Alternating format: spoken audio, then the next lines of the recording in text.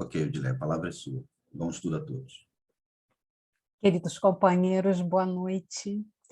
Que o Mestre Jesus possa nos envolver com muita paz, com muita tranquilidade. Que os benfeitores espirituais nesse instante possam visitar cada lar, cada coração, levando paz, saúde, fortalecimento, fé e esperança, que é o que tanto necessitamos. E momento de estudo é momento de tratamento de cura, cura para o espírito imortal. Então, que esses benfeitores queridos, que Joana de Ângeles, a grande Joana, aquela que esteve frente a frente com o Mestre Jesus, possa ser essa mensageira da paz e do amor para cada um, para cada coração, nessa oportunidade singular que agora a casa espírita vai dentro de cada lar. Olha que beleza! O passe a gente tomava lá, né, na casa espírita, agora a casa espírita adentra a nossa casa, para trazer leveza, para trazer cura, tratamento para todos que ali estão. E esse livro, né, que nós vamos falar hoje, Vida, Desafios e Soluções, olha, tema atual. Na vida, quantos desafios, companheiros? Que momento que estamos vivendo de um grande desafio. E Joana, nesse livro, então, ela vem trazer vários desafios da vida, mas ela vem trazer proposta da gente vencer os desafios. Que às vezes a situação é tão complicada que a gente fala assim, meu Deus, não tem saída. Não vejo uma saída, não vejo uma solução para isso que está acontecendo comigo. Mas para tudo há solução. Basta ter olhos de ver, ouvidos de ouvir, como o Mestre Jesus nos trouxe. Então, para tudo tem solução. Muitas vezes não é a solução que a gente deseja, mas é a solução adequada àquela situação, que vem no tempo de Deus, direto para que a gente possa ver. Então, para tudo há absolutamente solução. Por quê? Porque a gente caminha para a felicidade. Então, se o futuro nosso, enquanto espírito imortal, é felicidade, tudo tem solução. Então, Joana, essa benfeitora tão querida, ela dá esse nome, Vida, Desafios e Soluções. Então, são os variados desafios. E hoje, quando a gente vai falar dessa vida interior, que vida interior é essa? Né? O que é ter vida interior? Primeiro, a gente não pode perder o foco que a gente é espírito imortal. Tem corpo físico, né? A gente tem corpo físico, mas a gente é espírito milenar, com história, com passado, ultrapassamos aí os 1000 anos, olha, com certeza, numa botox que resolva a nossa idade verdadeira que a gente tem. Então, nós temos história, somos espíritos imortais. Por isso que Joana vem falar da vida interior. Ela não está falando da vida física, da vida biológica, do corpo, que é perecível, que é curto o tempo. Mas ela está falando de nós, essa vida do espírito. Então, a gente poder estar nessa vida, mas se ver como espírito imortal. Então, como essa vida nossa, interna, da gente com a gente mesmo, enquanto, né, essa eternidade que nós estamos aí caminhando, e caminhando sempre para a felicidade. É o foco, é o objetivo onde todos vamos chegar. E, o tempo vai depender de cada um, mas, né, esse é o foco, é o objetivo que a gente vai chegar. Então, a benfeitora, logo no início, ela diz assim: tão necessário quanto a alimentação para uma existência saudável, o cultivo da reflexão, da oração e da meditação torna-se de relevância. Então, é muito importante. Assim como a gente tem que alimentar o corpo, então a gente alimenta o corpo, a gente dá importância a isso, né? Tem que cuidar da alimentação, mas ela vem trazer algo para a nossa vida de espírito imortais, quando ela diz cultivo da reflexão, parar para pensar. Tu para pensar, ou você toma primeiro atitude e depois que pensa pelo que fez, né? Ela traz a oração, que é essa conexão com o mais alto, onde saímos de determinadas vibrações complicadas, e a meditação. Meditação é estudar o pensamento. Que tipo de pensamento que você tem? Porque aí que é você de verdade. Né? O que é o espírito? O espírito, né, é a manifestação do pensamento, é o ser inteligente da criação. Então, quem somos nós? Qual é o teor do teu pensamento? Mas aquele pensamento que ninguém sabe, só você sabe, na tua essência. Então, ela vem trazer para nós que, da mesma forma como a gente cuida da alimentação, a gente compra lá o legume, tu lava, põe na água sanitária para limpar, né, com cuidado para não se contaminar. E a tua vida mental? E teus pensamentos são contaminados? Contaminados por notícias pessimistas, por desesperança, por desânimo, por aflição? De que forma o teu campo mental muitas vezes é contaminado? Então, a benfeitora já diz que para a vida, essa vida interna nossa, né? Essa vida interior, nós precisamos cuidar da área do nosso pensamento da mesma forma como a gente cuida da nossa alimentação. Aí ela prossegue. A primeira, que é a alimentação, atende às células físicas, que nós temos obrigação de cuidar, porque o corpo não é nosso, é emprestado e um dia a gente devolve. Para a gente, né, que é da área mais ou menos de Realengo, Bangu, onde o corpinho vai ficar, deve ficar lá no Murundu, não é isso? Mas a gente não vai ficar lá. Então, ela já diz para a gente, a primeira, que é a alimentação, atende às células do corpo físico, que é responsabilidade nossa de cuidar do nosso corpo. É porque é algo emprestado e precisamos cuidar dele para, na outra encarnação, ter um corpinho bonzinho, com alguns probleminhas que são naturais, mas de que forma eu estou cuidando da saúde que tenho, das situações e das minhas possibilidades físicas que eu tenho que ver. Então, ela traz que a alimentação vai cuidar das células físicas, que são esses pequenos pedacinhos que formam a gente, né? A pequena unidade do nosso corpo. E ela prossegue. E o outro, aquelas que são de ordem psíquica, geradoras da organização material. Então, a reflexão, a oração e a meditação vai cuidar do nosso perispírito, do nosso pensamento. Né? E o perispírito é a forma, como ela vai dizer logo depois, que vai gerar o corpo físico e vai influenciar. Por isso que eu falei para vocês que momento de estudo é momento de tratamento de cura. Por quê? A matriz é o espírito. Cura-se o espírito, perispírito, que é o corpo do espírito, muda, consequentemente muda o corpo físico. Então, a doutrina, a lei divina, o evangelho de Jesus vem para curar o espírito imortal, porque a partir dali tudo melhora, tudo muda, então é na fonte que vai. Então, ela traz que a reflexão, a oração e a meditação vai atuar principalmente nesse corpo espiritual, que é o nosso perispírito, que vai naturalmente refletir no corpo físico. E ela prossegue. Sem a vibração harmônica procedente do psiquismo, o campo no qual se desenvolve as de constituição condensada desequilibra-se e, por consequência, a distonia na forma prejudica a realização da modelagem no exterior. Então, Joana chama atenção, ó, sem vibração harmônica. O que é vibração harmônica?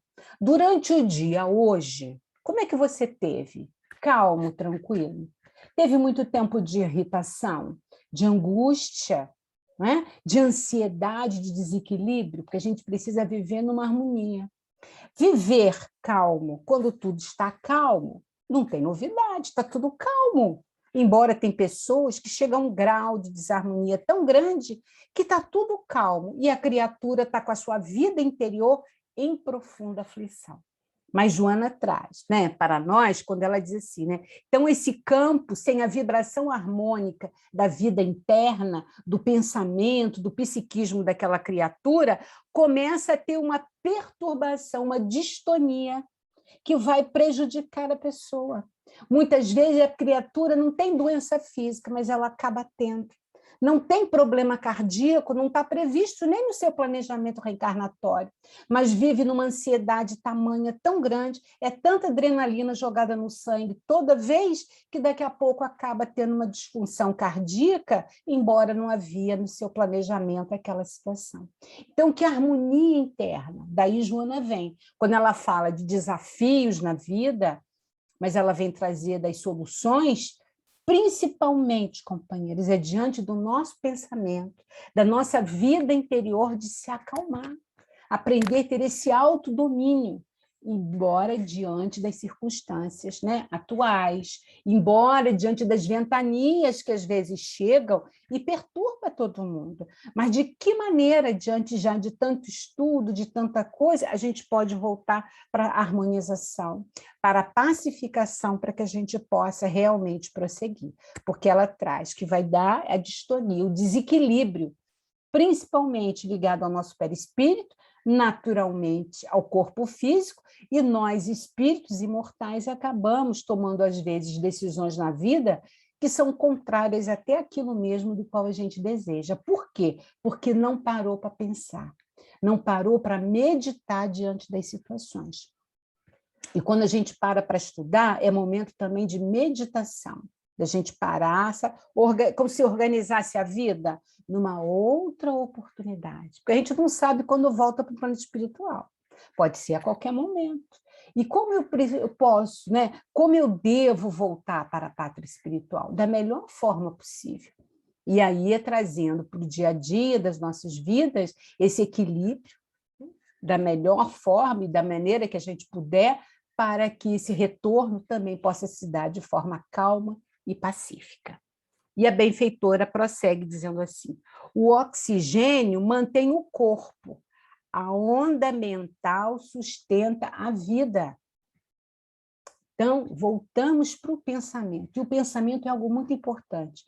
Leon Denis, também no livro Problema do Ser, do Destino e da Dor, ele bota um capítulo só para falar de pensamento, e ele diz assim, né, junto com o Joana vem trazer, nesta parte para nós, Leon Denis fala assim: não há assunto mais importante a ser estudado do que o pensamento. Por quê? Porque tudo começa nele, porque é a nossa manifestação.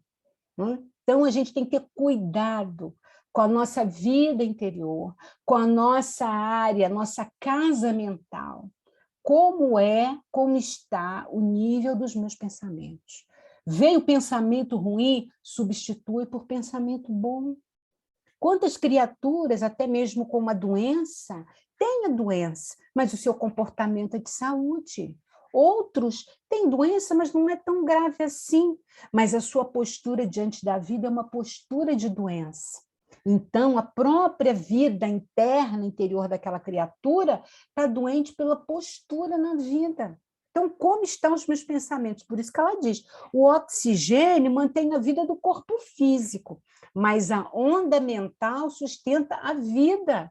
Como é a nossa vida, no sentido geral de espírito mortal? Né? Porque, às vezes, a forma como eu ajo, como eu estou, se eu desencarno, eu vou estar naquele patamar. Se eu sou uma pessoa pessimista, desesperançosa, se eu desencarno, eu continuo na faixa mental. Eu vou estar agregado a outros irmãos daquela mesma faixa. Por isso é importante a gente mudar o pensamento. Ah, mas eu sou assim. Você pode ser assim, mas pode mudar.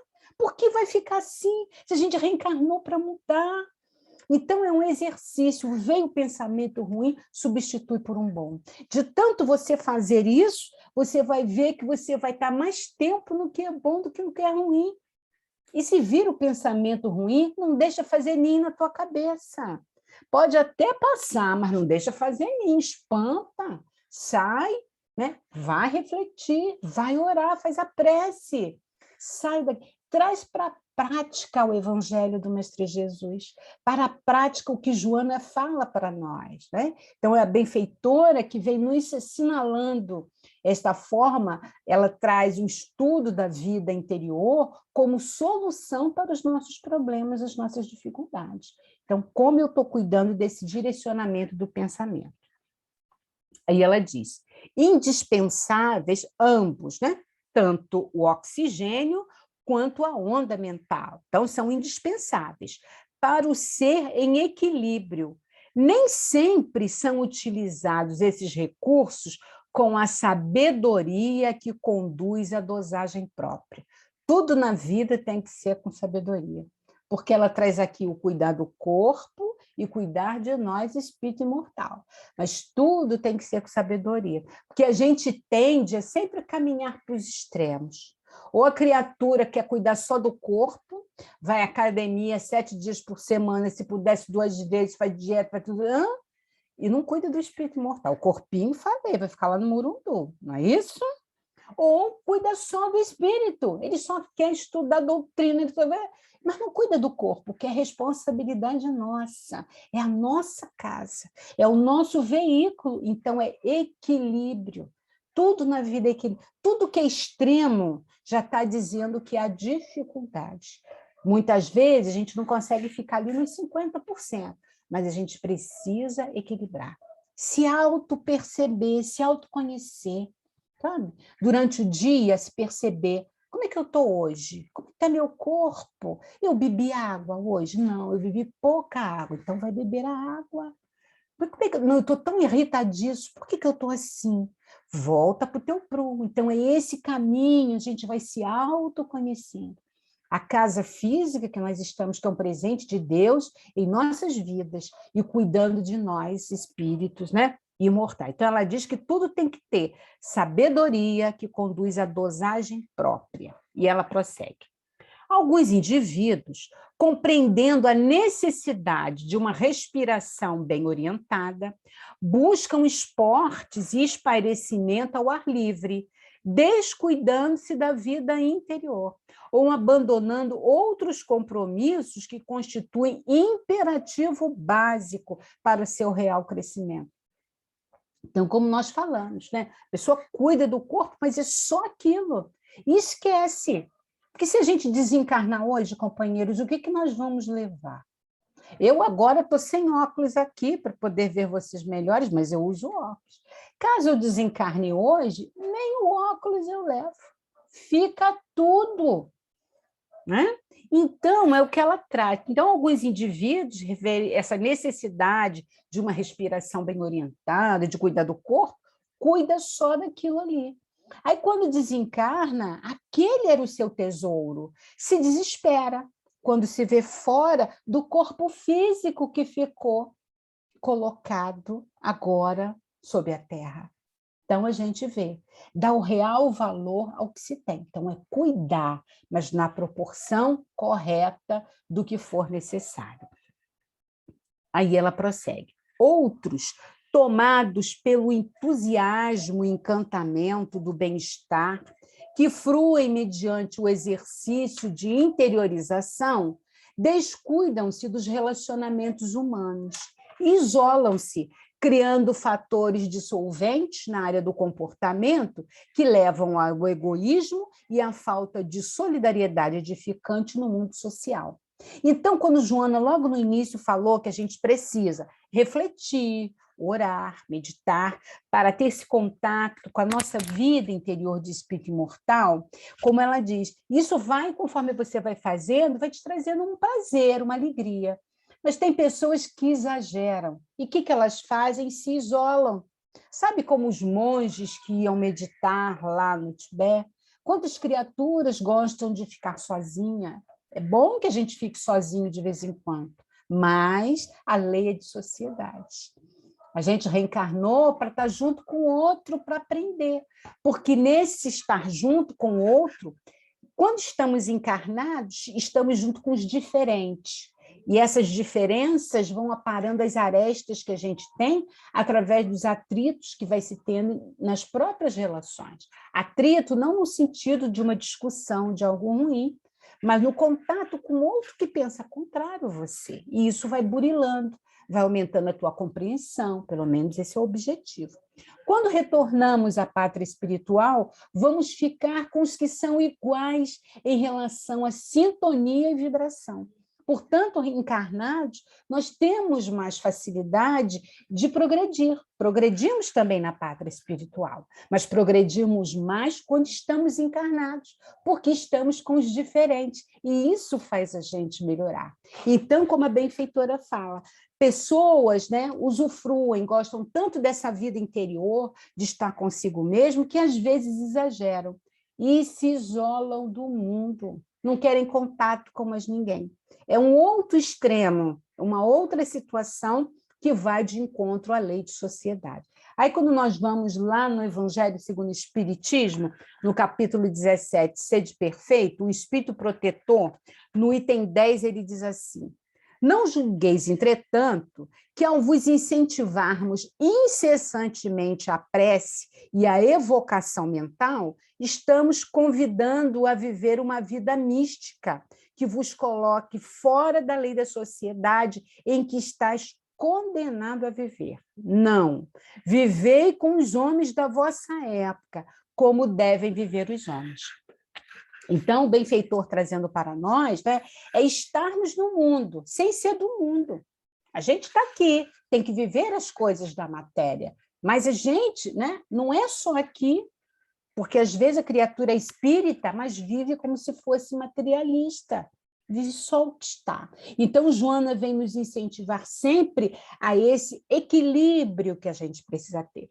Cuida da vida interior, do teu pensamento, das tuas emoções, do teu sentimento, mas cuida da vida física, porque você ainda está encarnado. E precisa prestar conta desse corpo que foi te dado por empréstimo. Prossegue a benfeitora. A vida interior, bem direcionada, ensina a criatura a aceitar-se como é. Eu vou fazer, né, uma pergunta, depois, no segundo momento, até para vocês responderem. Você se aceita como você é? Você se ama? Você se gosta? Como está a tua relação com você mesmo? Se até você não quiser responder, mas pensa, como é você? Porque no momento, companheiros, que a gente retorna à pátria espiritual, é você com você mesmo. Sabe quando alguém vai fazer uma cirurgia, aí chega um maqueiro para te levar para o centro cirúrgico, bota uma camisola, às vezes, muito pequena em você, tira tudo que você tem e você entra naquela maca, só com aquela camisola. É você com você mesmo. Então, Joana, ela pergunta aqui, né? Ela nos coloca, né? A vida interior bem direcionada ensina a criatura a aceitar-se como é, sem desejar imitar modelos transitórios das glórias momentâneas, que brilham sob os focos das lâmpadas da ilusão, mas também a não ambicionar parecer com outrem, cujas características são belas nele e não em quem a eles aspira. Hoje nós estamos com a situação das redes sociais, vocês já viram? Vem uma moda de uma coisa, o povo tudo quer fazer igual, tudo quer fazer, né? Tem negócio de seguidor, parece até procissão, tudo com seguidor ali atrás, né? E tem que ter cuidado, porque você se torna responsável por aqueles que te seguem, e depois muitos vão te cobrar, tem que ter cuidado. E a gente tem que se preocupar quem eu sigo. E o livro dos Espíritos nos diz, o único modelo e guia é o Mestre Jesus. Tirando o Mestre Jesus, temos as dificuldades do caminho, os percalços que temos. Então, cuidado com quem a gente guia, né? A gente segue ali. Então, são esses cuidados. Então, a benfeitora vem trazer. Quando você se aceita, você para de querer imitar o outro. Porque a gente quer ter a vida do outro e acha que do outro sempre é melhor.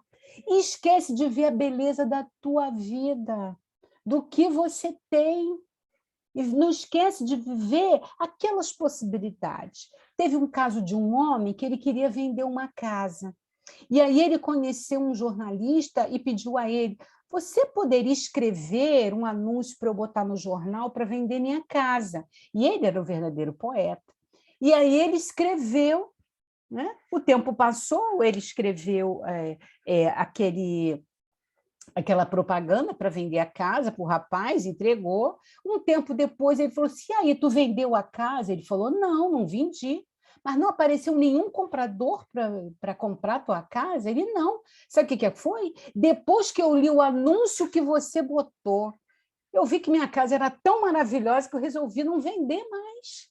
E, às vezes, a gente, só quando perde alguma coisa que a gente fala, ah, como era bom, como eu era feliz e não sabia, porque eu perdi tempo querendo imitar o outro, vendo as coisas do outro, sem aceitar aquilo que eu tenho. Não há improviso no planejamento reencarnatório. E quem nos diz é o espírito Camilo, lá no livro Memórias de um Suicida. Então, companheiros, o corpo no qual estamos encarnados é o corpo dentro do nosso planejamento reencarnatório. É o melhor dos corpos que possamos ter, né? A nossa casa, a nossa família, a nossa pátria, tudo é adequado ao nosso adiantamento. Mas, às vezes, a gente esquece de olhar a própria preciosidade para ficar tomando conta e querer imitar a outra criatura. Com isso, nos afastamos da felicidade, porque não nos aceitamos, né? Já inicialmente se fica, não fica-se bem consigo mesmo. A benfeitora prossegue. Ser autêntico em si mesmo, autoamar-se, sem derrapar nas ambições acumuladoras inspiradas pelo egoísmo, nem supor-se melhor do que os demais, constitui uma vitória sobre os conflitos e os complexos que atormentam e dificultam a desvalorização da pessoa amargurada entre lutas internas e fracassos internos. Então, olha o que ela diz, né? Ser autêntico em si mesmo é se auto-amar. Mas auto-amar não é se tornar uma pessoa egoísta. Porque o egoísta, ele acha que ele é o centro da atenção, né? Olha, primeiro eu. E o orgulho, geralmente é orgulhoso, né? Diz, eu sou o melhor. E isso não é auto-amar. Auto-amar é a gente saber, ter a consciência dos nossos defeitos, que a gente precisa melhorar, e das nossas qualidades, porque a gente já tem. E quem nos fala que a gente tem qualidade é Samson, esse espírito feliz, que vocês vão ver lá no céu, no livro Céu e Inferno, é o primeiro espírito na categoria de feliz, é o primeiro exemplo que Kardec traz. Samson vem dizer isso para a gente também numa mensagem no Evangelho. Ele diz assim, há 100 anos atrás éramos muito piores. E ele diz, há 100 anos à frente seremos muito melhores. Então, nós já temos qualidade. Então, o que é ser auto-amar? É saber o que você já consegue, o que você tem de bom, né? Como está essa vida interior dentro de você, dos teus pensamentos, das tuas atitudes, das tuas emoções, que são boas. E também quais são aquelas que precisam se modificar, que precisam ser trabalhadas, que precisam ser melhor, para que você não se iluda achando que está tudo lindo, que é maravilhoso. Isso não é auto-amar. Isso é se iludir, como o orgulho que faz a gente se iludir, né? A gente se acha que é o máximo. Quem é o máximo vai mudar o quê? Já é o máximo. E aí não é se autoconhecer. Aí é não trabalhar a vida interior, está iludido. E a gente precisa, em verdade, se auto-amar, como ela traz aqui. Depois a benfeitora nos diz, ao aceitar-se como é, desenvolvendo os recursos íntimos para mais crescer e conquistar novos valores morais, o ser atinge o cume das ambições que anelava, sem o saber, não sofrendo os impactos perturbadores das alturas, nem as aflições das regiões servis de onde procede.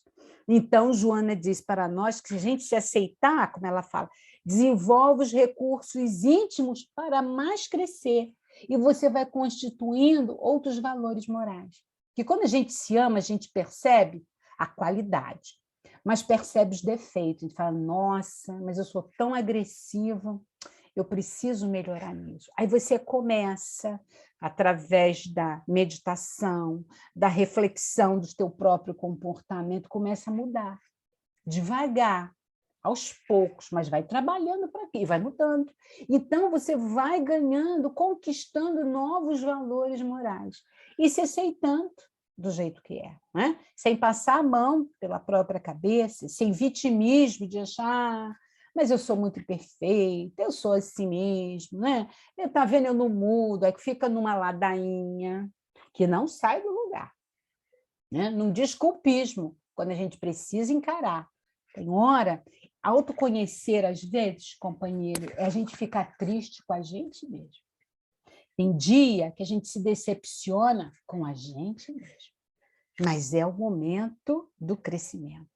É o momento de dizer assim, meu Deus, como eu estou precisando melhorar em tal coisa, Senhor. Porque antes eu estava iludida. Ilusão não leva a nada. E aí eu vou conhecendo a minha vida interior. Quem sou eu de verdade? Porque, embora tenhamos o esquecimento do passado, essa bênção divina, mas se nós estudarmos as nossas características, a gente vai ver de que lama que a gente veio, né? Naqueles impulsos que a gente tem, naqueles pensamentos que são escondidos e ninguém sabe. Então, a gente vai vendo o que eu preciso mudar. Que quando eu desencarnar, eu vou estar frente a frente com quem eu sou de verdade, né? E a gente tem que estar no esforço. Virar Chico Xavier numa mesma reencarnação não tem como, né? Aí tem muitas aí pela frente, mas precisamos estar no esforço, na mudança. A gente fala hoje tanto de planeta de regeneração, mundo de transformação. A gente vem falando, né, no Espírito, mas se pergunta: eu estou me modificando? Eu estou acompanhando isso ou vou ficar para trás, sabedor de uma porção de coisa, mas ficando para trás? Agora, é cada um no seu tempo e seu momento. Por isso que a necessidade de cuidar dessa vida íntima, numa importância, né, de uma forma equilibrada também com a vida física, com a vida material do nosso corpo biológico. Aí prossegue a benfeitora. Esse comportamento, né, então, vai desenvolvendo, de se aceitar, sugere a experiência do amor como forma de entrega lúcida e destituída das paixões que amesquinham o sentimento, né, que diminuem o sentimento. Então, nesse processo de aceitação, de você se amar, se entender, estar minuto com você mesmo, você vai caminhando para o amor. Porque não dá para amar o outro sem você se amar. Senão é outra coisa. Aí se torna a pessoa que só quer amar o outro e não se ama, se torna ciumenta, fica desesperada porque o outro vai embora. Então, quando a criatura se ama e ama o outro, fica equilibrado. Então, é um amor que liberta. É o que ela vem trazer aqui, né? Esse comportamento sugere experiência do amor, numa entrega lúcida. E, companheiros, nós fomos programados para o amor. A partir do momento que eu ajo de forma contrária ao amor, eu sofro, porque eu me afasto da lei divina. A nossa programação é essa.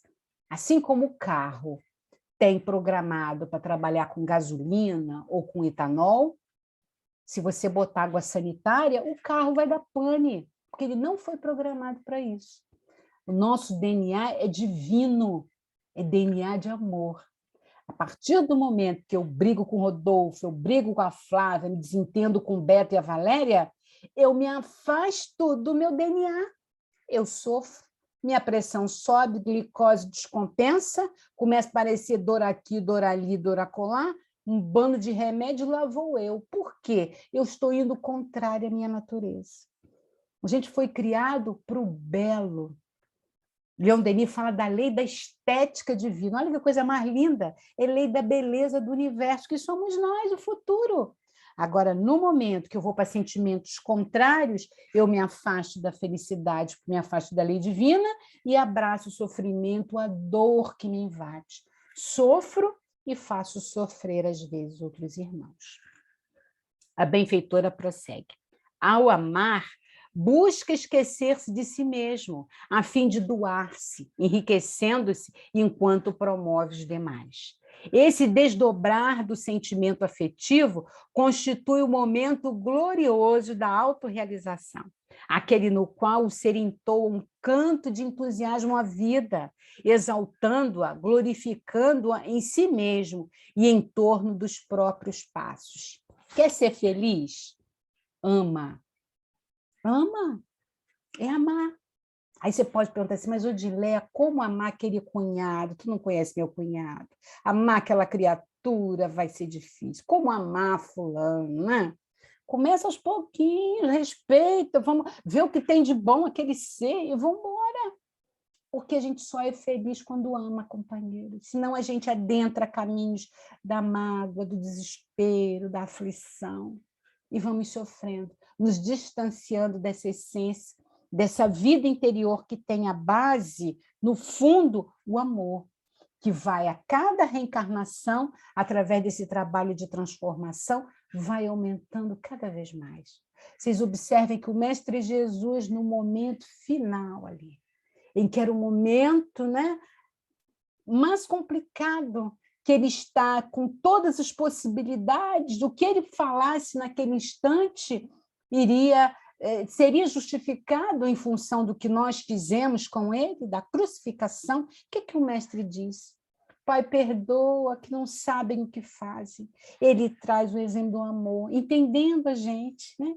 Com passividade, com calma, com tranquilidade, pacífico naquele instante tão doído, porque ele vibrava na lei divina, que é a lei do amor. Então, é o que a benfeitora vem nos trazendo para todos nós. Quando a gente ama, observem aquele que é avô, é avó, quando olha para aquele neto, que o olho brilha, o olho cintila naquela possibilidade que vem. Ou você que gosta de uma planta, o cachorrinho, quando tu chega, que olha para você como se você fosse o Deus da vida dele, e você vê aquele brilho naquele serzinho ali, naquela essência espiritual, no encantamento. É uma centelha que começa para caminhar nessa vida, nessa eternidade. Então, são os rastros iniciais que começam para a gente caminhar para o amor, né, total, o amor superação, o amor virtude ampla, que nos leva a essa felicidade, que é o grande objetivo de estarmos reencarnados. Joana diz, essa manifestação do amor irrompe do seu interior, como um sol que nasce suave e belo, crescendo até atingir o máximo, com uma diferença, que é de não declinar jamais, permanecendo a aquecer e iluminar. Então, você vai cuidando da tua vida interior, com bons pensamentos. Viu que o pensamento caiu? Entra em oração, entra em pede os benfeitores espirituais. Senhor, limpa meu campo mental, Senhor, eu não nasci para isso. Modifica, me ajuda. Com isso, você vai trabalhando a tua vida interior. E esse amor vai tendo mais possibilidade de abranger, de aumentar, que vai fortificar você e vai fortificar as tuas relações. E a vida vai ficando melhor, né? Então, ela vai trazendo aqui para nós esse amor que jamais declina, permanecendo, aquece e ilumina a você primeiro e depois ao outro. Né? Porque a fonte de luz, a luz pode iluminar tudo, mas aonde é a fonte? Ali é que está a energia maior. Então, quando a criatura tem amor no coração, a fonte está nela, embora irradie, mas ela sente mais a alegria, a felicidade. Por esse trabalho interno, que a gente vai ver, companheiros, todos os benfeitores da humanidade. Francisco de Assis, a nossa querida Joana, né? Bezerra de Menezes, Chico Xavier, trabalhavam isso dentro. Então, a gente, quem estava à sua volta, sentia o reflexo da luz que eles emanavam do amor, mas o foco eram eles. Era a vida interior daquele ser que trabalhava, que vibrava mais no bem, no amor e na caridade. A benfeitora prossegue. Agora vai chamar a nossa atenção quando ela diz assim: enquanto perdura o sentimento de amor permuta, dar para receber, ou primeiro receber para doar depois, o egoísmo, o sentido da criança psicológica permanece dominador, dificultando o amadurecimento real. Vocês já viram aquela pessoa, aquele casal, que fala assim: eu não digo que amo ele, não, só digo se amo se ele disser que me ama primeiro. Né? Então, é um amor permuta. Eu só faço se o outro falar. Se o outro não falar, eu não falo. Eu não dou. Eu não vou no aniversário de ninguém, ninguém foi no meu aniversário. Eu não vou ligar para ninguém, ninguém liga para mim. É o amor permuta. É o que Joana chama, né? Daquela infantilidade, aquela criança psicológica que ainda não aprendeu a viver a sua vida interior, a saber que é para ela mesma que ela precisa brotar dentro de si. Né? Quando traz quem é solidário, nunca fica solitário. Por quê? Porque trabalha o amor em movimento, que é a caridade. Né? A caridade é o amor em movimento. O amor é o ápice de tudo. Ele junta todas as virtudes né? Seria o cume de todas as virtudes. Por isso que a caridade é o amor em movimento. Aí o solidário não fica solitário, porque ele é preenchido num vazio existencial, numa falta, porque ele está completo de algo que é fundamental e é para a vida inteira. Uma vez, o mestre próximo a um poço, e ali está a mulher, que chega para pegar água, e ele pede a ela água. E ela se espanta, porque na época os homens não se dirigiam assim às mulheres, né, pedir água. E o que ele diz para ela? A água que eu te dou vai secar a tua sede para a eternidade. É o quê? É a sede do amor, companheiro. E nunca se teve tanta sede de amor como agora. Às vezes a criatura tem tudo, mas se ela não tem o sentimento que invade, que fortalece, pode estar na casa mais linda, no carro mais fantástico, no corpo físico mais bonito, mas a vida interior é vazia. Aquela vida interior que falta a essência, que precisa desabrochar, que tem em germen ali, porque foi criado por Deus, mas que ainda não aprendeu a trabalhar para que aquilo possa prosseguir e se ampliar. Prossegue a benfeitora. Esse amor que leva ao autoesquecimento, que esse amor permuta, das paixões perturbadoras, das exigências descabidas, das ilusões injustificáveis, é conquista interior que dignifica e liberta. Né? Então, ela traz esse amor que leva ao... Eu li errado aqui, né? Vamos voltar. Esse amor que leva ao autoesquecimento. Então, não é contrário ao amor permuta. O amor permuta leva a essa situação emocionalmente infantilizada. Mas esse amor, que aquela criatura, ela trabalha tanto dentro dela, que ela tem esse, quando ela fala aqui, né, do autoesquecimento, então aquilo se amplia de tal forma que, como ela diz, né, que liberta, dignifica e liberta a pessoa. E a pessoa tem uma outra visão de vida, uma outra ligação, ela não é presa às coisas da vida, às coisas pequenas, né? Não se liga tanto, muitas vezes situações de almoço familiar, que alguém quebrou alguma coisa, sujou algo, aí para a pessoa aquilo vira um grande problema, né? Aquilo é tão pequeno e vira para ela um problemão. Por quê? Aquilo tão pequeno e acaba, mas quando tem amor por outras coisas, o sentimento, aquilo que é pequeno não tem peso. E aí a vida vai ficando mais leve. E Joana nos traz essa fase do desenvolvimento da vida interior, o ser passa a acreditar na sua destinação espiritual, que é a conquista da felicidade desde agora, e tranquilizando-se quanto aos fatores dissolventes e amesquinhantes, avança sem preocupar-se com as torpezas que ficam na retaguarda. Né? Então, ela traz, quando você começa cuidando da tua vida interior, vendo realmente o que é importante na tua vida. Né? Com essa situação da pandemia, companheiros, tantas coisas que a gente tem perdeu o valor. O que a gente queria? Saúde, respirar. Né? Queria respirar a vida. Então, perde. Então, essas coisas mesquinhas, pequenas, que às vezes a gente gasta um tempão da nossa existência naquilo. Se desestrutura porque não conseguiu aquela situação, que às vezes vai ser uma fase da tua vida. Então, a gente aproveitar os nossos amores, estar junto nessa possibilidade de estar junto um com o outro, para não falarmos a célebre frase: eu era feliz e não sabia. Então, ver hoje os tesouros da tua vida, aproveitar. Se o outro não disse que te ama, é um problema do outro, mas diz que você ama, porque é a única coisa que quanto mais você dá, mais se multiplica. Né? O amor é a única coisa. Quanto mais você dá o amor, ele aumenta, ele vai. Então, traz a tua essência bonita, né? A tua vida interior, para poder realmente florescer. A benfeitora prossegue. Somente acreditando nas próprias possibilidades e empenhando-se para vivê-la, apesar dos obstáculos que surgem, é que se atinge com êxito a viagem interior, o autodescobrimento e as técnicas que podem ser aplicadas para oferir os benefícios dessa realização. Então, através disso, né, acredita na tua possibilidade de mudança. Ah, mas eu sou uma pessoa tão irritada. Mas você pode se tornar mais calmo. Ou uma outra situação qualquer, você pode mudar. A vontade é uma alavanca, mola propulsora do espírito imortal. Trabalha a tua vida interior de mudança, de ficar bem com você mesmo. Medita. Né? Quando ela fala das técnicas aqui, você vai se ajustar como? Tem pessoas que, ao ouvir uma música, se aquieta o coração.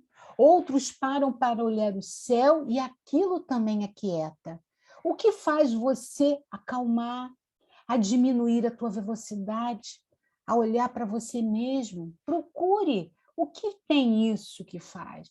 Às vezes, sentado, quem toca um instrumento musical, é ler um livro, ler às vezes um parágrafo e parar para pensar sobre a tua vida. Muitas vezes é tomar um banho com tranquilidade, pensando em si mesmo. Como falamos, companheiros, na hora derradeira é a gente com a gente mesmo, com o benfeitor espiritual nos aguardando. Então, a gente tem que estar bem na nossa vida interna, né? A nossa vida interior. A benfeitora prossegue. Alcançado esse estágio, surge a vontade da libertação das coisas, das cadeias frágeis que atam aos condicionamentos passados, que pareciam oferecer segurança em uma existência física, que se interrompe a qualquer momento, mas que parece impor necessidades de fixação que não vão além de quimeras. Quantas vezes, né, a gente acha que a vida física que nos dava segurança, chega um vírus que ninguém vê, que diz assim, olha só, a qualquer momento tudo pode mudar. Então passa, né, a gente ter os valores, como ela vem trazendo aqui, que passam a ficar muito pequenos quando você olha a vida como espírito imortal que é, sabendo que o que está aqui na Terra é passageiro, que a gente precisa cuidar, que é a nossa obrigação, o nosso dever cuidar da vida física, mas que é passageiro. Então, o que estamos dando valor realmente, né, referente à nossa espiritualidade, à nossa vida real, o que estamos dando o real valor? Qual o valor das coisas? Comprou o carro arranhou, vai entrar, né, em depressão, arrasado, porque arranhou o carro. Foi o carro, não é você que está arranhado. Então, para a gente ver quais são os pesos e os valores que estão. Por isso, muitas vezes, é nossa infelicidade, porque nós vamos amarrando bolas de ferro que nos prendem à vida material. Por isso que Joana traz que quando você alcança o estágio de cuidar da tua vida interna, fazendo com que esse amor vai florescendo cada vez mais, você vai ficando mais leve. É a liberdade do espírito imortal que vai conseguindo e ele se pacifica mais, vê que já não precisa de tantas coisas. O que tem precisa cuidar, mas sempre com equilíbrio. E ela já vem finalizando, trazendo. Todos os pertences valem o preço que lhes são atribuídos, devendo ser considerados de menor importância, embora a sua momentânea utilidade. A libertação dos pertences é um momento de alta magnitude para a harmonização psicológica em relação à vida, seja no corpo ou fora dele. Nós não estamos falando, ela não está falando da vida interior. Então, o que é mais importante? A tua pacificação, a tua tranquilidade, a tua paz, ou aquela coisa material que te tira do sério? Quando ela diz aqui, olha, os pertences valem o preço a que são atribuídos aqui. Qual é o preço que você dá àquela situação? Né? Conhecemos um companheiro, hoje já desencarnado, que a esposa chamava ele, vamos sair, visitar um parente. Não, eu não posso deixar a casa sozinha. Ele desencarnou, a casa está lá. Ficou. E aí? Então, qual é o preço que eu atribuo? Sempre lembrando, precisamos do equilíbrio, como Joana falou. Mas o que eu atribuo de peso maior? A minha própria tranquilidade, né? Ou a situação de atribuir a mais aos valores das coisas, né? As quimeras, como ela vem chamando. E Joana finaliza o texto dizendo assim: a vida interior implícita, né, não clara, quando conquistada, ressurge no campo das formas em manifestação explícita. Então, né, essa vida interior nossa é implícita, que a gente não conhece. A gente não conhece quem somos nós de verdade. Companheiros, nós só vamos saber quem somos de verdade quando chegarmos à categoria de espírito puro, que nesse conhecimento completo da vivência da lei divina. Então, nós estamos na caminhada. Aí o processo está claro, quando o Mestre Jesus diz, eu e o Pai somos um só. Ele se conhecia, ele não tinha mais guia espiritual, não precisava, porque ele já estava ligado ao Pai. Então, nesse autodescobrimento de reencarnação e reencarnação, de caminhada prosseguindo, vai nesse autoconhecimento. Então, o que é implícito, né, o que não é claro, mas com possibilidade de conhecimento, vai caminhando, e como ela diz assim, né? Então, ressurge no campo das formas e manifestações explícita. O ser se apresenta total, livre de impedimentos, rico de aspirações, sem conflitos, sem queixa, pleno, portanto. Como é que é se sentir pleno? Né? Feliz com você mesmo, apesar de saber das dificuldades que precisa melhorar, que precisa ajustar, mas agradecer ao Pai, o presente da vida, por Ele ter nos criado. Vocês já pensaram isso? Deus podia não ter nos criado, não ter criado Rosana, eu, Carlos, Rodolfo, Flávia, Beta e Valéria, Rosângela, Lucene, Rita, Márcio, Carla, Jorge, Rosane, Raulino. Deus podia não ter nos criado, mas Ele nos presenteou com a vida, ainda nos presenteou com um GPS para a felicidade, que é a lei dele, colocada na nossa consciência para dizer, caminha para o amor, cuida da tua vida interna e vem ser feliz nos braços do Pai. Então, que possamos sempre caminhar para essa eternidade, cuidando da nossa vida interior, não com egoísmo e com orgulho, sabendo a real altura, o que temos de bom de conquista e o muito que precisamos conquistar, mas não parar. E o momento que cair, levanta e prossegue, e vamos embora. Caminhamos sempre para frente e para o alto, como diz Leon Denis. Chegamos ao final dos nossos 40 minutos.